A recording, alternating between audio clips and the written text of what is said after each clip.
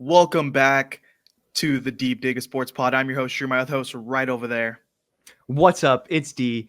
Good to see you again. Be sure to hit that like button. Be sure to subscribe. Drop some comments below. Let us know your thoughts because we're gonna go over And a bunch of not exciting not stuff. to not to storm the field early here, but Oh, Colorado. Sorry to interrupt you there, but Colorado got a crazy win. I think we'll start there because Shedeur showed a lot in this game. Travis Hunter makes the game-saving tackle. What did you think about Colorado's performance against Baylor?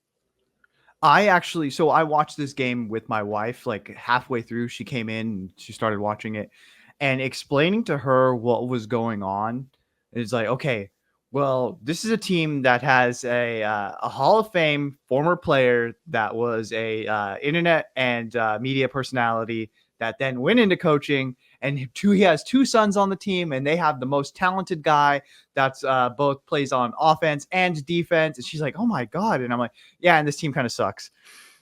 And so just explaining like what Colorado is to people is it's crazy when you sit there and actually think about it. But this was a Colorado game that down the stretch you still see the same things that were wrong with the team last year. It's the offense and defensive lines that are terrible. But despite that, they have immense talent. Like when it comes to Shedeur, like you can say what you want about Shedeur. Shedeur is very talented.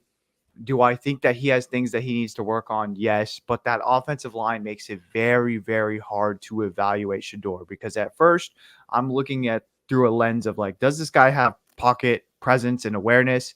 And it's like, okay, well, he's getting sacked, he's getting hurried, he's getting rushed. It's like, well, that's not really his fault at certain points because that O line is terrible. But this was on. So just first like thoughts out of the game. What a fun game, dude. That's Big 12 football. And that's what I was telling you. That's Big 12 football. Yeah, I mean, they're outside of Shedeur and Travis Hunter even. Uh, Horn is an amazing player.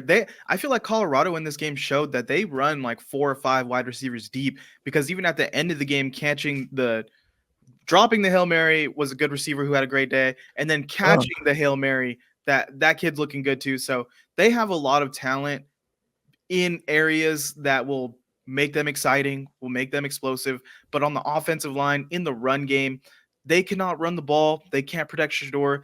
And I'm seeing Shedeur make crazy plays. He's breaking out of sacks. He's looking like a little Mahomesian out there, the way he's breaking away and throwing the ball. But then I'm thinking to myself, is he going to be able to shrug off 300-pound linemen in the NFL the way he's doing at Colorado right now against Baylor?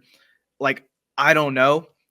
The the amount of sacks he got out of by just being physical, is he going to be able to do that same thing in the NFL and carry all over that playmaking ability when the play breaks down? I just don't know because the talent level is going to be so much greater, and I need to see him against more talented defenses.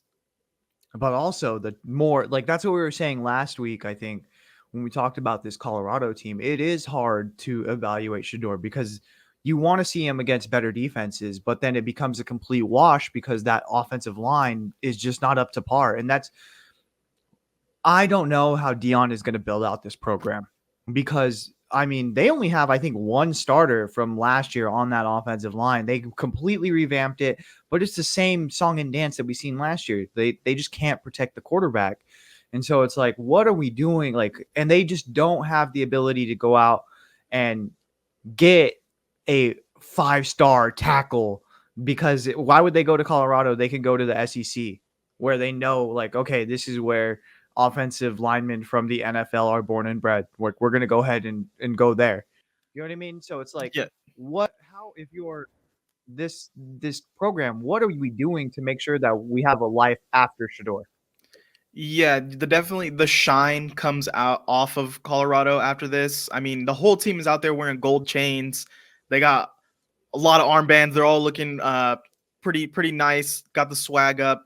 But when Shador leaves and Travis Hunter leaves and Horn leaves, like, how interested are players going to be wanting to come there? Because it is like, okay, these top players are really carrying the rest of this team. It's not really a balanced team talent wise.